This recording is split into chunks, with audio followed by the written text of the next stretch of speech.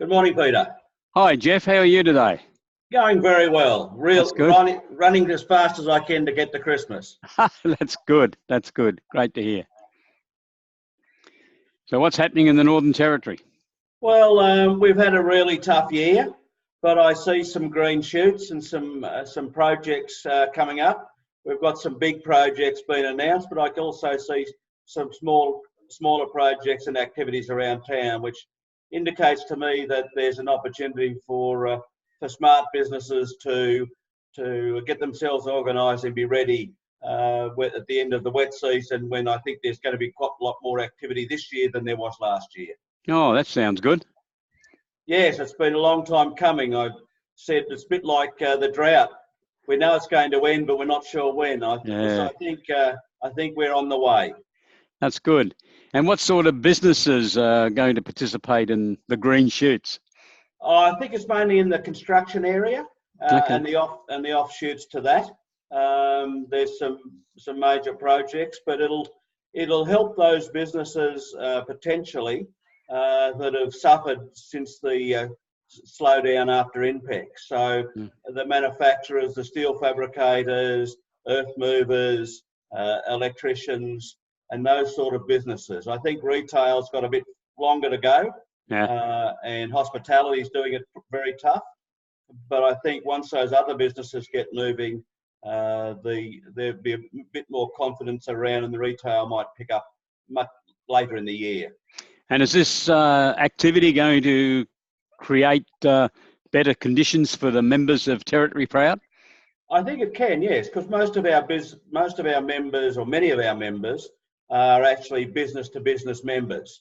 And I think the business-to-business is going to pick up before the business-to-retail. And so, yes, I can see that. So we've got some initial activity happening with the onshore gas happening, and so there'll be some movement down around Catherine, Tennant Creek, and the Beetaloo Basin. The ship lift's been announced. There's 4 solar farms waiting to get started in the new year in the RAF-based Darwin, at Robinson Barracks, and a couple just down the track from Darwin. So the regulators are standing in the way a bit of some of those things, but hopefully we can do something about that. And I think there's other construction work as well. The governments, both federal and state government, have brought forward some infrastructure, and so we might even get a dam. Yeah. There hasn't been many of them built in Australia in the last 30 years, has there, or 40 years? No, well, it's an exciting one. Adelaide River, it's actually an off-river storage. Rather than blocking the river, when the river's in flood, they have a dam drainage area. So the water runs in the high flows, and then it can be pumped out for irrigation after the rains have gone. Oh, yeah, that's a good. But there's no dam wall. That's a good idea. Yeah. Okay. Yeah. So there's a long way between talk and walk, but hopefully there'll be a bit more walking done in 2020. Good. And how are these businesses going to finance the expanded activities in 2020?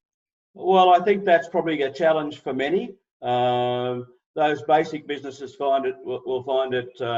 Well, I guess they've got their traditional sources with the banks, but it'll be harder. But I think the innovative companies are certainly in a position to use the cloud funding model. And there's a bit more awareness now, and I'm starting to talk to accountants and solicitors and advisors to businesses to inform them about the crowdfunding for equity raising. Yes, well, crowdsource funding, equity raisings is underway, of course. I think it could have been a little bit better. I suspect one of the problems when I talk to intermediaries is that they're not getting enough inquiries.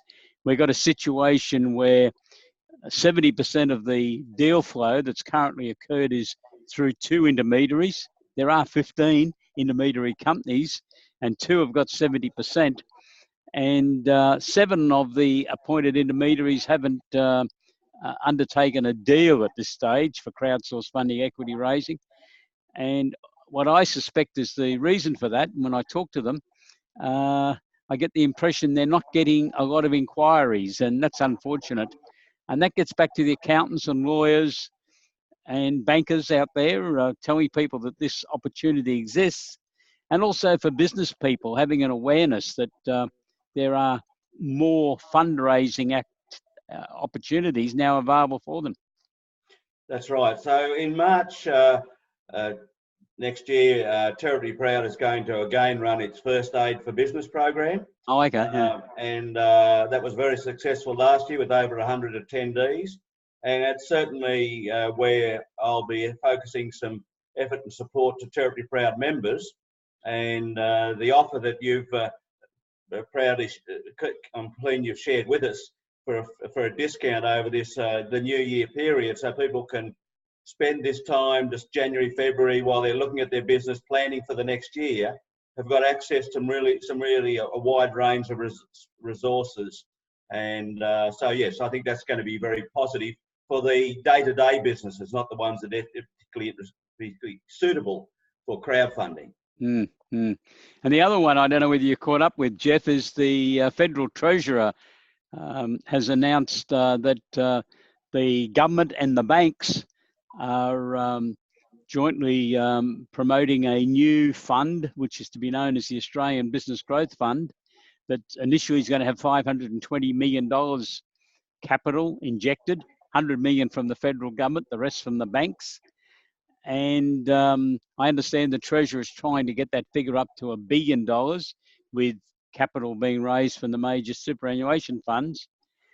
And Josh Frydenberg has announced that that new entity, which will not be run by bankers, it will be a separate board and a separate management team, will be investing in 30 to 50 companies per annum with turnovers from $2 million to $50 million.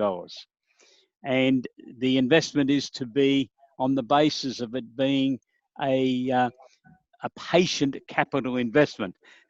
I think that means that the fund is going to have its investment in there for a few years, not be looking for an immediate exit strategy, but trying to help the business grow.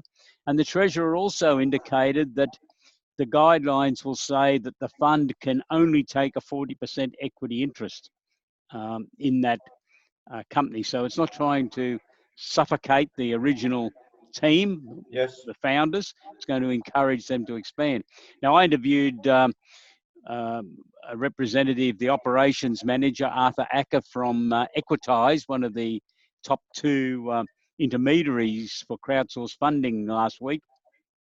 And Arthur said that he thought that the average turnover for that fund would probably be closer to $5 million, and that some of those companies may have already received crowdsourced funding equity raising, and they're now going on the next stage.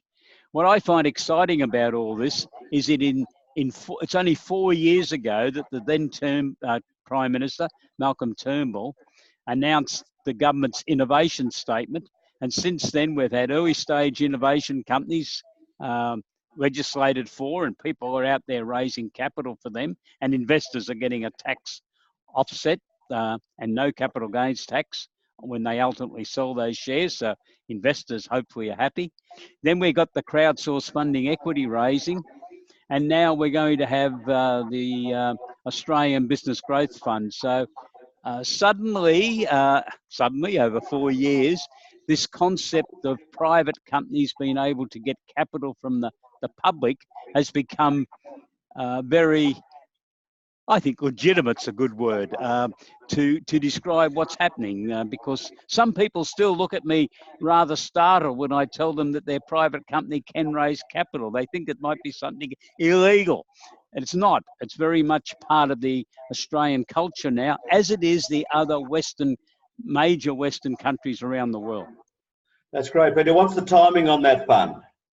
The Treasurer 2 weeks ago said the formation was imminent. So I imagine, I was hoping before Christmas he'd be announcing the board, because that's what he said the next step was, and the final guidelines, of course. And but I imagine it'll be up and running in the first quarter of 2020 calendar year. So that's great, I think, for some businesses. But it is also going to really put businesses to the test. You're just not going to roll up and get money. I've done some interviews with crowdsource funding intermediaries over the last couple of weeks, and one tells me they knock back 50% of people who approach them. One indicated 95% are told to go away and do some homework and do more work. Companies need to realise that this is just not going to be handed to them. They've got to earn it. They've got to have developed their strategies. They've got to know who their team is. They've got to have a leadership team, board of directors, a people policy for their team members, their general employees. And then they've got to have strategies for how they're going to run the business, what it's all about, and how they're going to execute those strategies. And obviously the money is then very important, how they're going to fund all this. And this is why this opportunity for early stage innovation companies or crowdsource funding, equity raising, or now the Australian Business Growth Fund are so very important. Well, Peter, it sounds like you need to come to Darwin in March and do a funding for SMEs program for us. Yeah, we might do that, I think. Yeah, you better send me the actual date. So will do. It's been great to talk to you, Geoff. I hope that the vision you have for the Northern Territory in 2020 does eventuate, because it'd be great to see the Territory get back onto a more positive footing in the near future.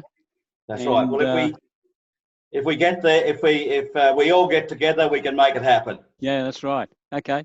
So actually, my catchphrase for Smart Energy NT this year, for next year, is can we turn opportunity into reality? Right. Yeah. Can we turn opportunity into reality? Well, we've got a catchphrase too for our promotion we've got on at present, getting ready for the decade of change, because I think that's what 2020 for the next 10 years is going to bring us. A decade of change. There's going to be a lot of changes.